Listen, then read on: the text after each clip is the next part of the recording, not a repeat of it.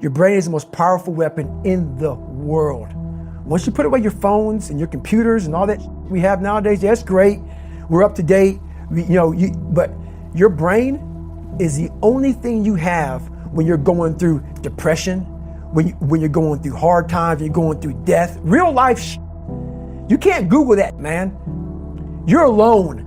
You're alone. You may have a shrink you're going to, you may have a best friend you're going to, but there's 24 hours in the day where you're alone in this brain, and your brain is talking to you in all kinds of ways, and it wants to control you and pull you in these different pockets. If you can't control your own brain and your brain controls you, you got to tell your brain where you want to go and how you want to go and how you want to get there. You got to control it. If not, it's over. What existed for me was, okay, man, how am I going to make this work? And all I knew back then was hard work. The only way anything gets accomplished. That's all I heard back in those days. You got to work hard. You got to work hard. I'm not getting I can't get this paragraph. I can't remember what the is in this paragraph to pass this test to get in the military. Read again. Still not getting it. Read again. But if you're not getting it, write it out. And that's how I started learning. Okay, well, I got to write out everything I do. And then write it out again. And write it out again. And guess what happened? I got it. I can't swim. I'm negative buoyant. Go back again. I can't swim. Go back again. Go back again. Go back again. I got it. I realized if I keep going back and going back and going back until this just becomes, your mind will say, okay, we're going to figure it out, because he is not going to stop. It's not like I'm going to try one more time. No, it's just like alarm clock goes off, boop, we're going back. I can't read right, we're going back. I gave myself no way out, and my mind realized that. They said, okay, we're going to adapt and overcome now. Like a lot of people say, trying hard.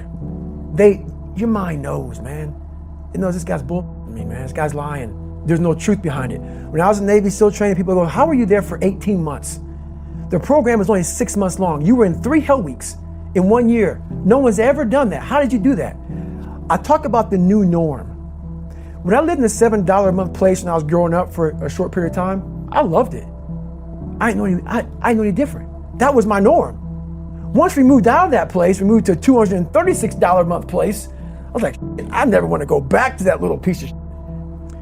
But if you go back to that $7 a month place and you realize this is where I live, this is all I got, your mind says, roger that, this is home. So when I was going through Navy SEAL training for 18 months and going back through all the hard parts over and over again, I told myself after the first time, I knew it was gonna be a long journey there. My body was breaking down.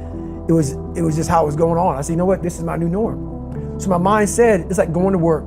Like you go to work, you put your suit and tie on. I go into suffering every day. Every day, suffering, being broken, duct taping my feet up, stress fractures, shin splints, being broken. This is my new norm. And your mind says, if we're not broken, this ain't normal. We gotta be broken. So then your mind starts to get tougher and tougher and more callous. People, how'd you run on broken feet? Broken shins. My mind knew this is how we operate. We're in Navy SEAL training. This is what we are. I became hell. And that became my new norm. I gave myself no way out. There was nothing outside these walls of hell. Nothing. I love God, but for a short period of time, I became the devil, because that was hell. I became the boss, the owner, the CEO of Navy SEAL training. That was my mindset. And that's how you get through things. You immerse yourself in wherever it is, and you become that. You become that and give yourself no way out. When I was 297 pounds and I was fat as hell trying to be a Navy SEAL, the scariest thing in the world to me, even to this day, was that could have been the rest of my life. I thought then I was trying hard.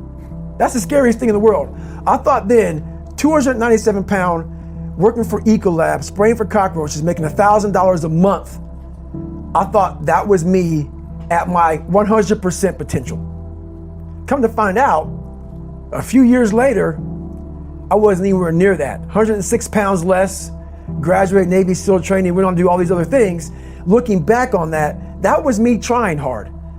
That's why people gotta understand what is in us We have no idea until we start trying hard. And I mean really trying hard, where you're obsessed with, hey, this is my new norm. My new norm is that, wow, this isn't always fun. It's not always meant to be fun.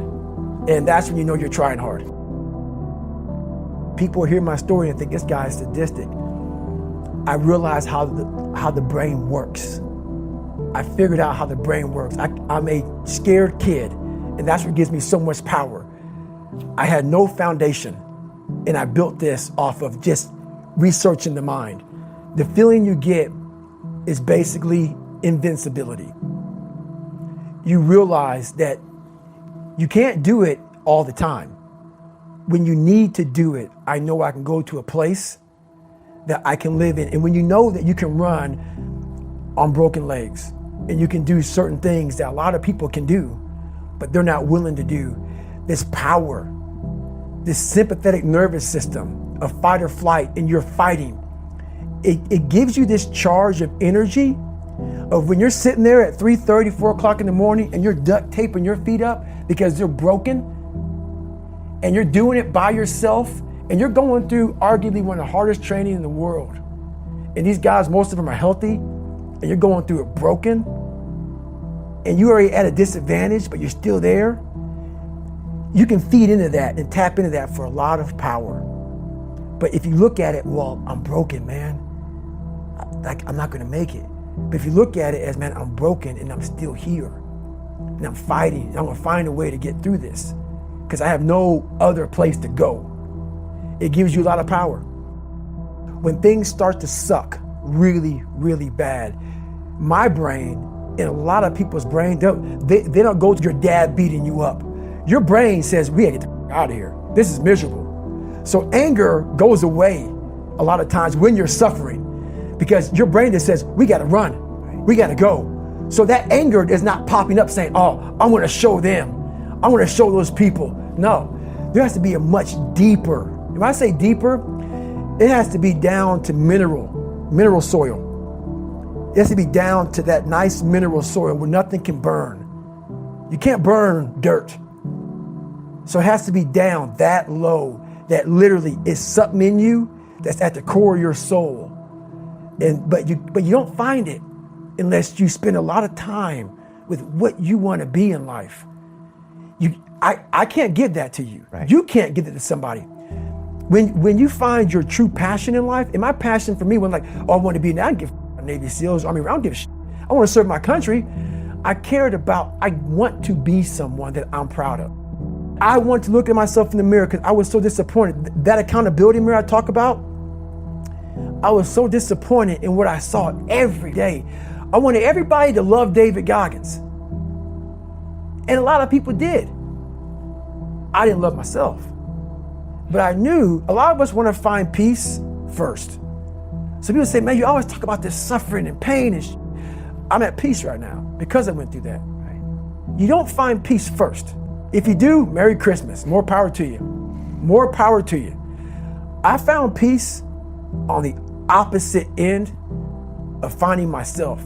And no one really finds themselves without going through trials, tribulations, suffering, accountability. And accountability is suffering.